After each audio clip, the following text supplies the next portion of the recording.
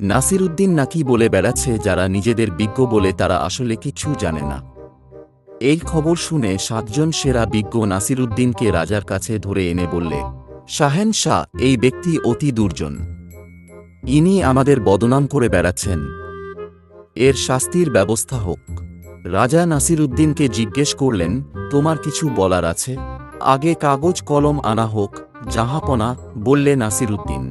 কাগজ কলম এদের ৭ জনকে একটি করে দেওয়া হোক। তাও হলো। এবার ৭ জনে আলাদা করে আমার প্রশ্নের জবাব লিখুন। প্রশ্ন হল, রুটির অর্থ কি? ৭ পণ্ডিত উত্তর লিখে রাজার হাতে কাগজ দিয়ে দিলেন। রাজা পর উত্তরগুলো পড়ে গেলেন। পয়লা নম্বর লিখেছেন, রুটি এক প্রকার খাদ্য। ২ নম্বর, ময়দা ও জলের সংমিশ্রণে তৈয়ারি পদার্থকে বলে রুটি। ৩ নম্বর, রুটি ঈশ্বরের দান। ৪ নম্বর, এক প্রকার পুষ্টিকর আহার্যকে বলে রুটি। ৫ নম্বর, রুটির অর্থ করতে গেলে আগে জানা দরকার কোন প্রকার রুটির কথা বলা হচ্ছে।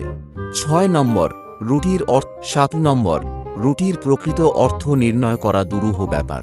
উত্তর শুনে নাসিরউদ্দিন বললে, জাহাপনা, যে জিনিস এরা প্রতিদিন খাচ্ছেন তার মানে এরা ৭ জন ৭ রকম করলেন, অথচ যে লোককে এরা কখনো চোখেই দেখেননি তাকে সকলে এক বাক্যে নিন্দে করছেন।